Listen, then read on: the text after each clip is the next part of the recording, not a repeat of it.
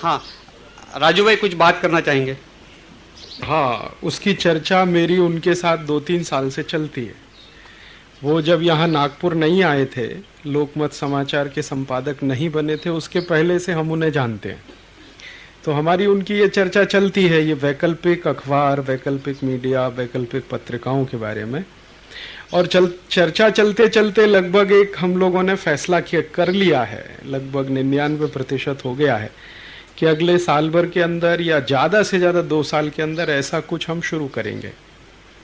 और वो जो होगा वो अखबार के स्वरूप में हो सकता है, पत्रिका भी हो सकती है, लेकिन उसका जो स्वरूप होगा वो थोड़ा सा ये जो वेस्टर्न है इससे अलग होगा। अभी जो उन्होंने कहा कि अभी तो जितने भी अखबार हैं वो सब वेस्टर्न है, वो लोकमत समाचार हो या टाइम्स ऑफ इंडिया हो, वेस्टर्न इस सेंस में है कि उनके जो सरोकार हैं उसमें जो चिंताएं हैं वो उस वर्ग की हैं जिसका भारत से कुछ लेना देना नहीं।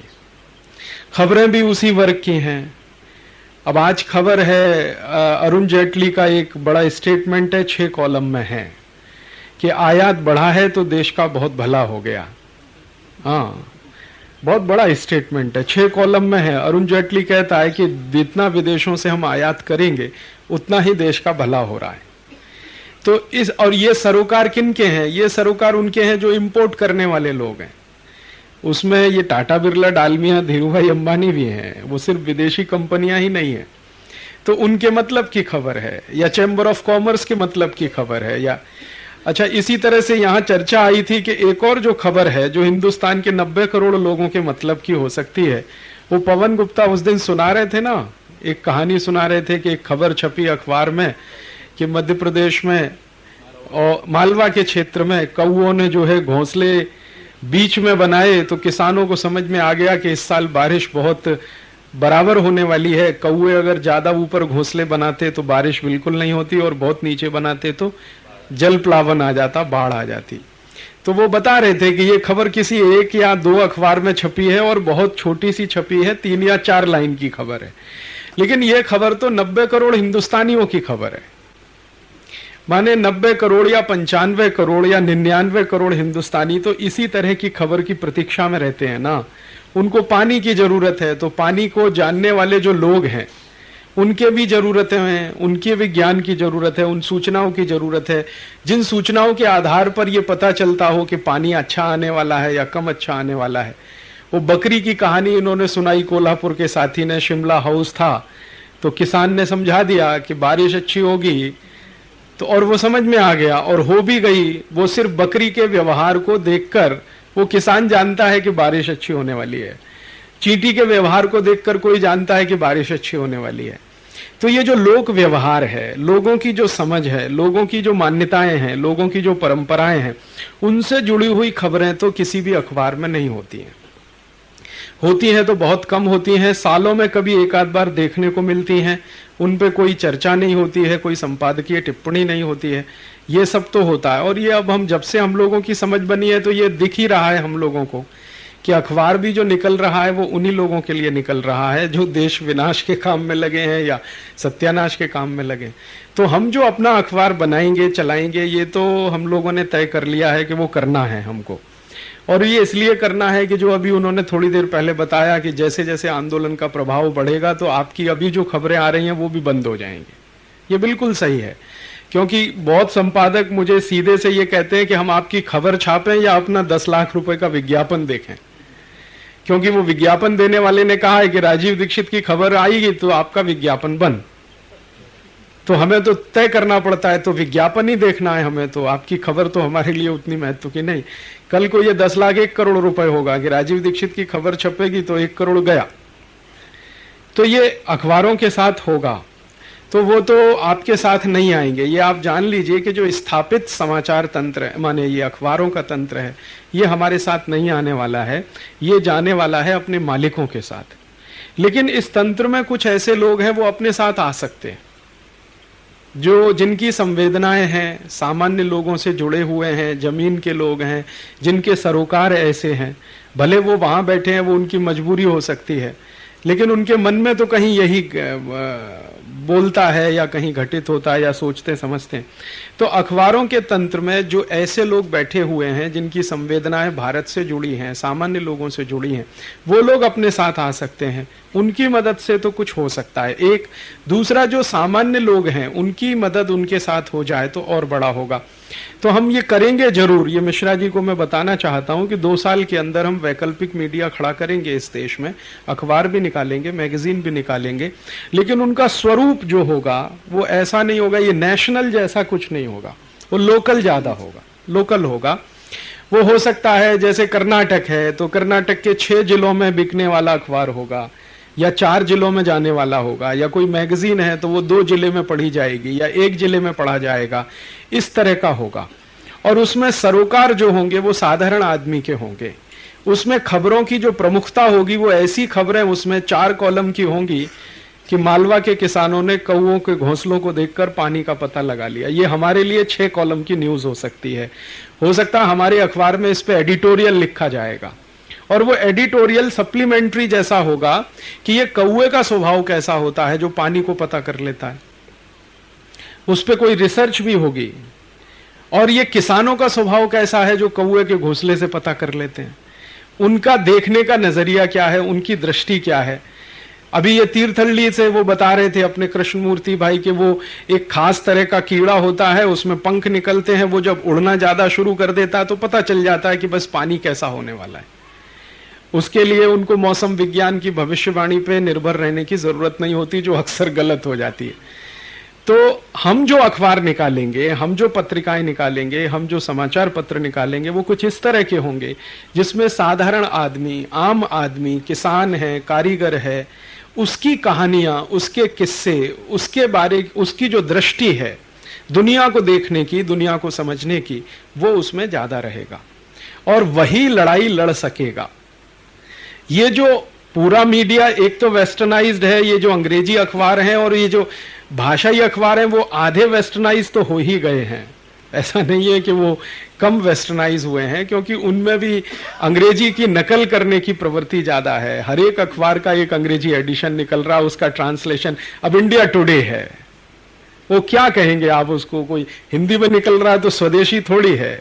या आउटलुक है, वो एक कॉपी हिंदी में निकाल देते एक अंग्रेजी में, तो उसका कोई स्वदेशीकरण थोड़ी हो गया है। स्वदेशीकरण का मतलब यह होगा कि वो साधारण आदमी की खबरों पर आउटलुक में एक कॉलम आ जाता है साधारण आदमी के बारे में, बाकी पेज तो वैसे ही हैं सब रंगे हुए, जबकि साधारण आदमी के पास बहुत कुछ है देने के लिए, बताने के लिए, सुनाने के लिए। तो ऐसा एक अखबार या पत्रिकाएं या बहुत सारे अखबार जो 2-3 जिले में, 4 जिले में, 5 जिले में केंद्रित होंगे या 1-2 जिले में भी हो सकते हैं, वैसे हमें निकालने हैं, वो तो तय है। उसी के प्रयास में हम लोग लगे हैं। अभी थोड़ा थोड़ा छोटा छोटा कोशिश है, फिर बड़ा होगा। कर्नाटक में हम लोगों ने कोशिश की है, एक मैगजीन शुरू किया है, थोड़े दिन में उसको और बेहतर बना देंगे, थोड़ा और बेहतर हो जाएगा। इसी तरह से मराठी में, इसी तरह से हिंदी में, इसी तरह से तमिल में करेंगे। तमिल के ये कार्यकर्ताओं ने शुरू किया है, चेन्नई से निकालना शुरू किया है, अभी वो और थोड़ा बेहतर हो जाएगा कुछ दिन में।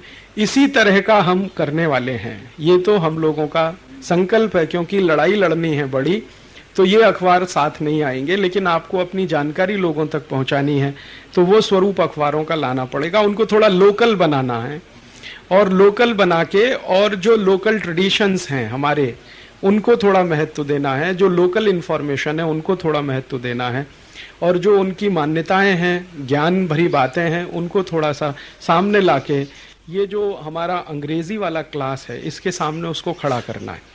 क्योंकि कभी लड़ाई तो ये बड़ी होने ही वाली है। ये अंग्रेजियत वाला क्लास आपके खिलाफ पूरी ताकत से खड़ा होने वाला है।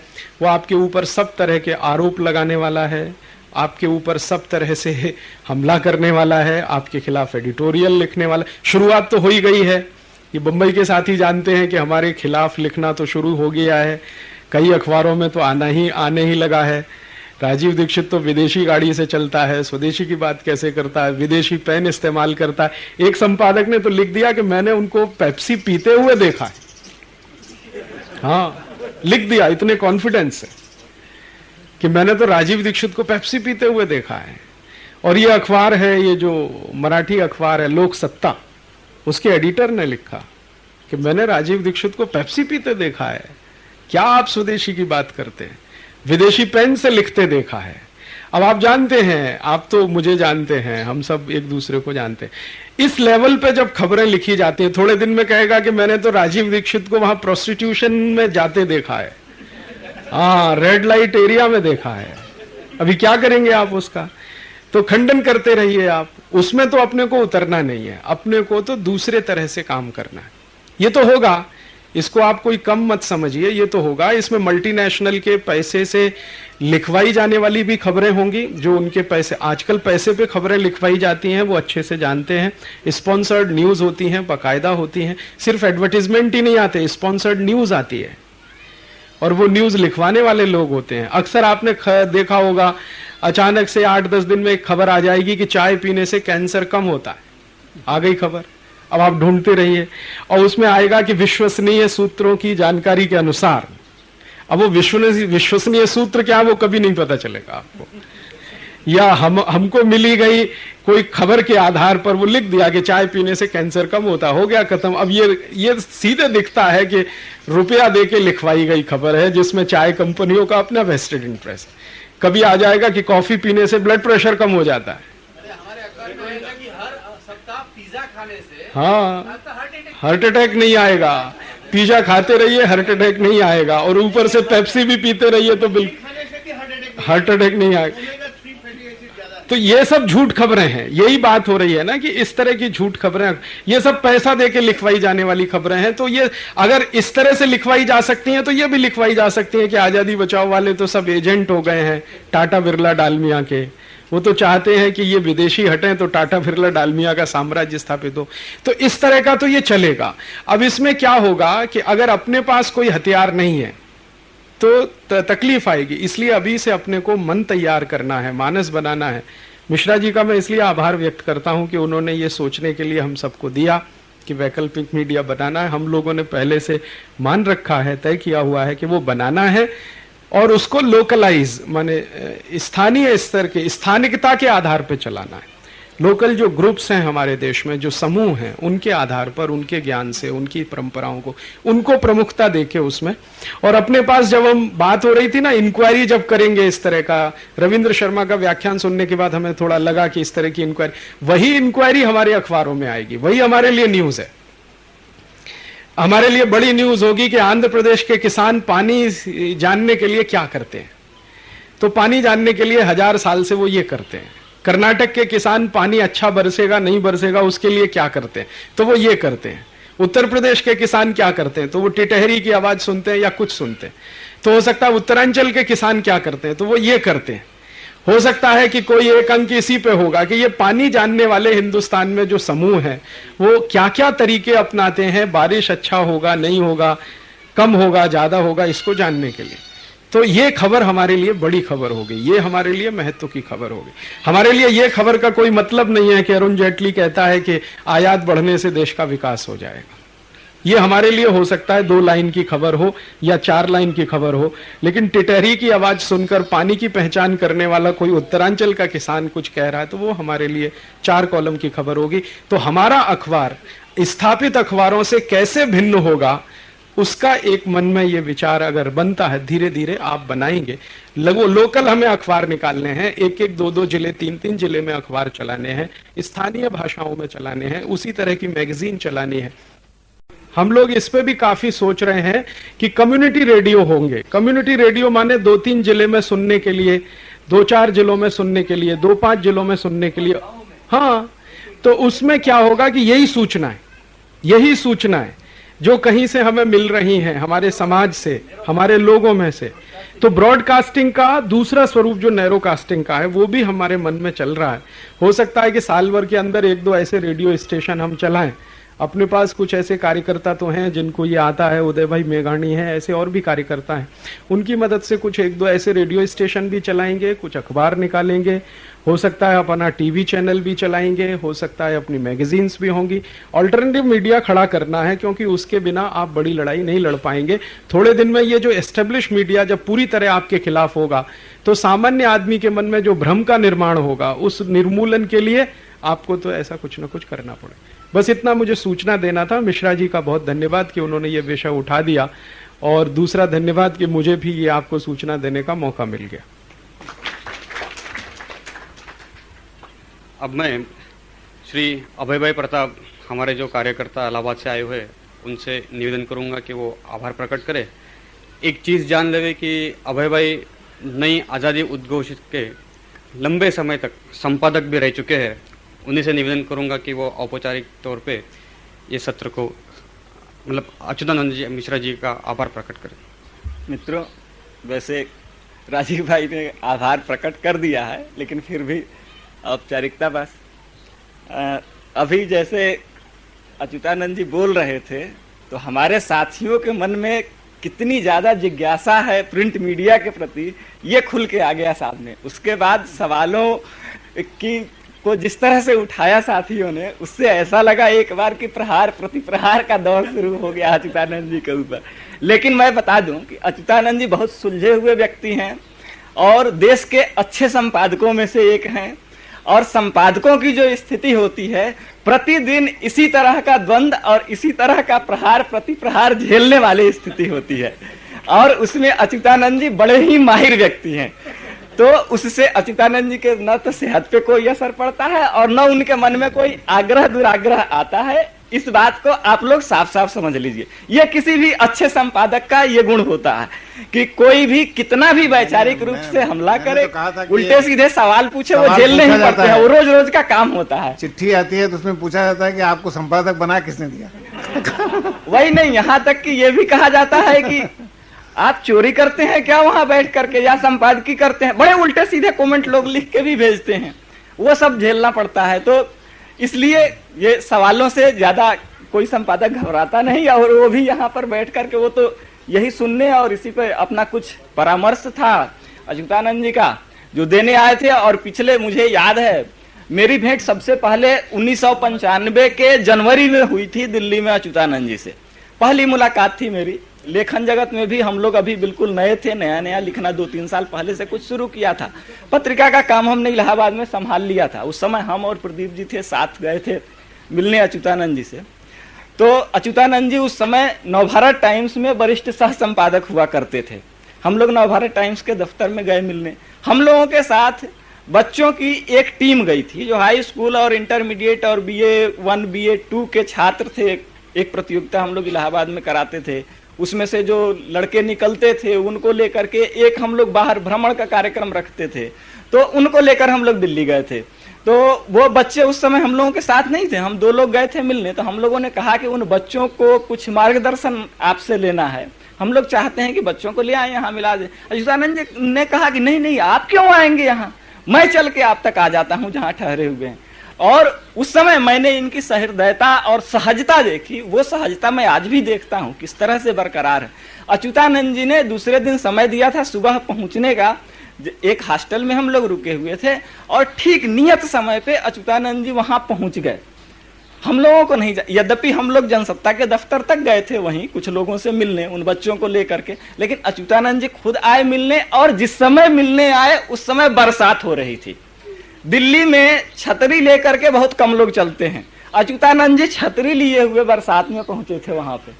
तो अपने आंदोलन के प्रति अच्युतानंद जी की कितनी श्रद्धा है और कितना हम लोगों से आत्मीय रूप से जुड़ाव महसूस करते हैं, ये हम लोग देख रहे हैं पिछले 7-8 साल से। और जो सुझाव उन्होंने आज दिया, ये सुझाव अच्युतानंद जी के दिमाग में पिछले 8 साल से चल रहा है। और उस समय से लगातार इनके मन में छटपटाहट है कि कुछ इस तरह का होना चाहिए।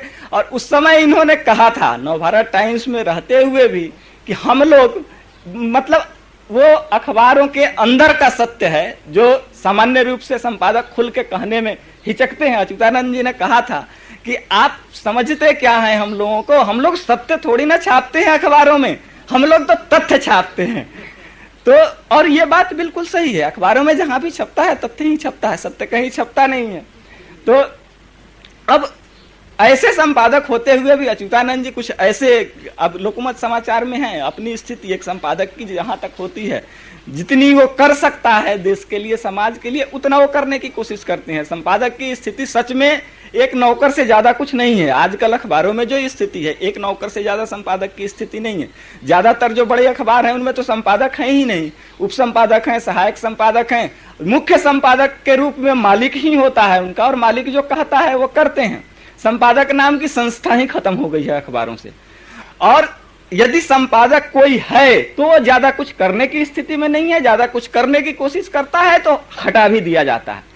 पिछले 7-8 साल पुरानी बात है, अच्युतानंद जी को ठीक से याद होगा, दिल्ली के एक बड़े अखबार में एक संपादक हुआ करते थे। एक बार उन्होंने स्टेटमेंट दे दिया, अंग्रेजी के अखबार के वो संपादक थे, स्टेटमेंट दे दिया कि मैं तो देश में प्रधानमंत्री के बाद सबसे ज्यादा महत्वपूर्ण व्यक्ति हूँ। उसके दूसरे दिन उनसे रिजाइनेशन मांग लिया गया।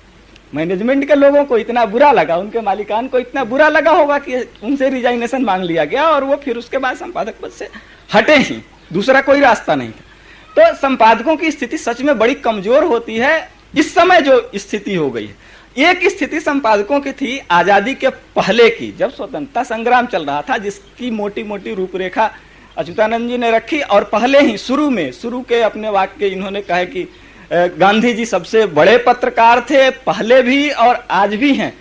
वो गांधी जी बिना विज्ञापन के अखबार निकालने की बात करते थे। गांधी जी का एक स्टेटमेंट था, वो कहा करते थे, लिखा है उन्होंने कि यदि विज्ञापन के आधार पर अखबार निकालना हमारी मजबूरी हो, बिना विज्ञापन के हम अखबार न चला पाए तो हमें अखबार बंद कर देना चाहिए।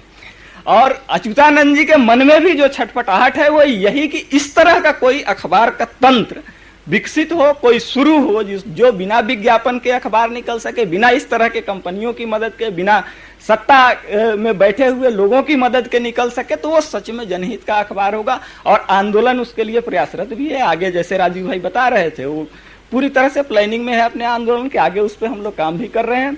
अच्युतानंद जी को जब भी हम लोग जहां भी कार्यक्रम में बुलाते हैं निश्चित रूप से आते हैं और नियत समय पे आते हैं। अच्युतानंद जी 8 बजने में 2 मिनट कम था तो यहाँ हाजिर हो गए थे। मैं उनका दिल से, सारे कार्यकर्ताओं की ओर से, इस आंदोलन की ओर से हृदय से आभार प्रकट करता हूं। और आगे भी मैं मानता हूं कि ऐसे सहयोग की बीच बीच में जरूरत पड़ती रहेगी। हम लोग आपसे सहयोग लेते रहेंगे। धन्यवाद।